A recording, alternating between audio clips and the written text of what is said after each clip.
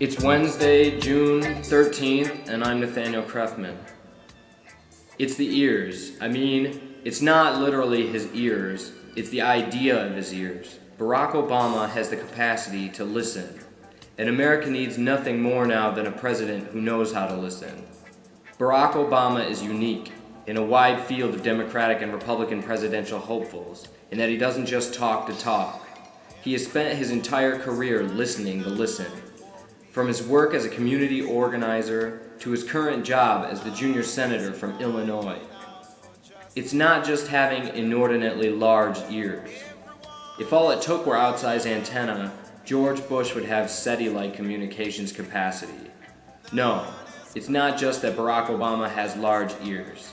It's not Obama's ears at all, really. The ears are a metaphor, just a symbol. A lot of attention is paid to Obama's talent as an orator, his tremendous ability to captivate and excite audiences, to deliver a compelling and credible narrative, to inspire and mobilize with words. But his electric rhetoric is persuasive in large part because he takes great pains to reveal how hard he works to understand the arguments of those who hold opinions different from his own. It's not just Obama's oratory, it's his auditory. Very few Americans will dispute that Lincoln was among the greatest of American presidents. Republicans brag that Lincoln was a Republican. Progressives brag that Lincoln was a progressive. A lot of the credit for the historical status of Lincoln is attributed to his oratorical genius.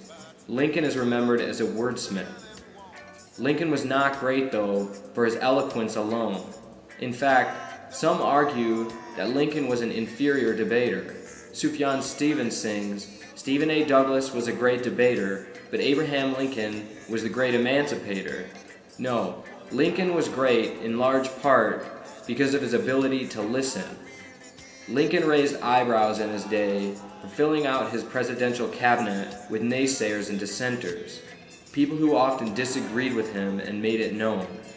Because Lincoln always submitted his convictions to rational consideration and was open to persuasion, he was a tremendously successful president. It was this willingness to hear differing opinions, Lincoln's great faith in vigorous debate, that made him brilliant, gave him the power to pursue progressive policies, and made him respected by even his opponents. In this presidential primary, many Democrats are looking for a candidate who can credibly take up the mantle of President John F. Kennedy, who inspired with his charm, who convinced with his charisma, who succinctly articulated the democratic philosophy of civic republicanism. Ask not what your country can do for you. Ask what you can do for your country. In a similar way, Republicans are longing for a zombie Ronald Reagan. Republicans still fondly hallucinate that Reagan single-handedly tore down the Berlin Wall and defeated the evil empire. And Republicans would have liked nothing more than for Reagan's corpse to rise from the grave on Easter Sunday 2007 and announce his candidacy for Republican Messiah.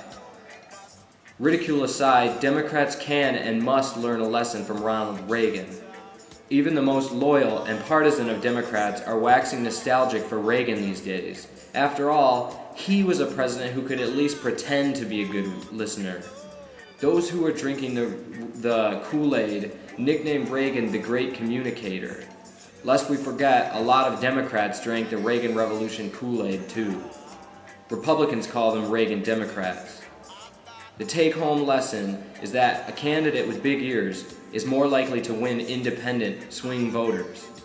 A candidate with big ears is more likely to enjoy popular support during his or her presidency. A candidate with big ears is more likely to be recalled with affection posthumously. And most importantly, a candidate with big ears is more likely to make sound, informed, reasoned, respectable, sustainable policy decisions. Why should Barack Obama be the next president? His big ears. Barack Obama has intimated to the press that he is sensitive about the size of his ears, and pundits on the right, like sharks smelling diffuse particles of blood in the water, naturally seize upon his insecurity to ridicule him. I say, allow the crazy conservative talking heads to nickname Obama Barack Hussein O'Dumbo.